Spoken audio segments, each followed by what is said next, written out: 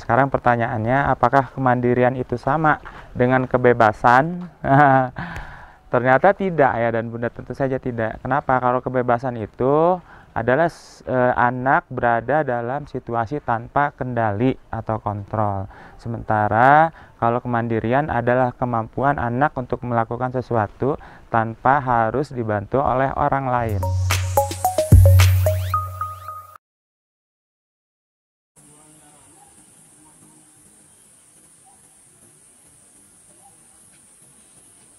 Assalamualaikum warahmatullahi wabarakatuh. Apa kabar ayah dan bunda? Ketemu lagi dengan saya Kak Eka Wardana dari Rumah Pensil Publisher. Nah ayah dan bunda, sekarang kita sharing yuk sedikit tentang bagaimana mendidik kemandirian pada diri anak.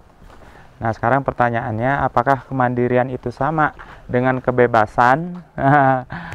Ternyata tidak ya, dan bunda, tentu saja tidak. Kenapa? Kalau kebebasan itu adalah anak berada dalam situasi tanpa kendali atau kontrol. Sementara kalau kemandirian adalah kemampuan anak untuk melakukan sesuatu tanpa harus dibantu oleh orang lain.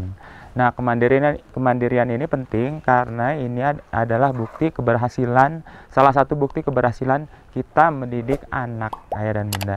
Nah, apa saja? Langsung saja ya kita share tentang 5 hal bagaimana mendidik anak supaya mereka bisa mandiri. Pertama, hindari kendali yang berlebihan atau kontrol yang berlebihan kepada anak. Bahkan kita mah kadang-kadang ekspresi emosi anak pun kita kontrol. Misalnya gini, kenapa gitu aja kamu nangis? Kok gitu aja nangis sih? Kok gini aja sedih? Ya. Jadi ekspresi emosinya saja sudah dikontrol sama kita. Nah, bagaimana anak bisa mandiri? Juga hal-hal lain ayah dan bunda, seperti misalnya bagaimana cara merapikan piring yang benar menurut ibu nih kayak gini, sementara anaknya mau kayak gini, terus kita kendalikan. Nah itu nggak bisa. Jadi biarkan anak-anak mempunyai sedikit kebebasan ketika melakukan aktivitas. Satu.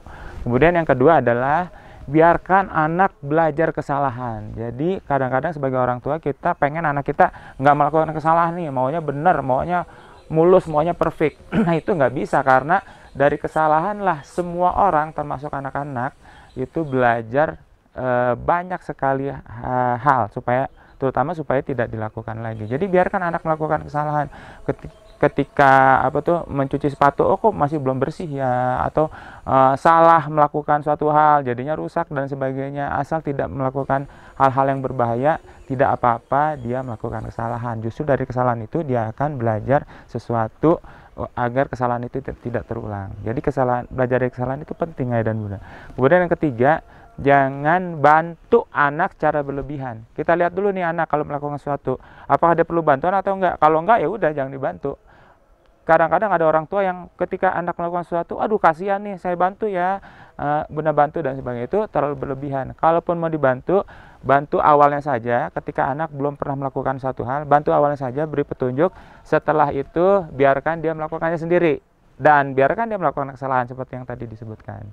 Nah itu yang tiga, sudah 3 hal. Yang keempat adalah jangan terlalu banyak memberikan koreksi sama anak. Seperti yang tadi saya contohkan, misalnya naruh piring habis dicuci aja harus begini. Kalau hadapnya salah, dikoreksi sama bundanya harus begini. Naruh sesuatu aja harus tepat di tengah meja, misalnya pot bunga gitu, atau tempat sendok, garpu dan sebagainya. Nah itu biarkan anak melakukan sedikit kebebasan, jangan terlalu banyak dikoreksi. Karena kita menumbuhkan sosok manusia yang punya kemauan, keinginan.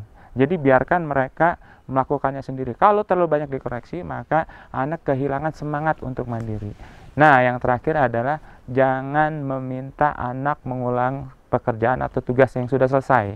Jadi kayak tadi misalnya contohnya, membersihkan sepatu atau sendal atau tas. Kok masih kotor, ulang lagi sampai bersih. Nah, hal-hal seperti itu akan membuat anak merasa, aku mah nggak mampu, aku nggak bisa, harus selalu bunda yang benar, harus selalu bunda yang mengerjakan dan sebagainya. Jadi kenapa dari 5 tips kali ini banyak kata-kata jangan, karena ini justru sebenarnya diarahkan kepada orang tua.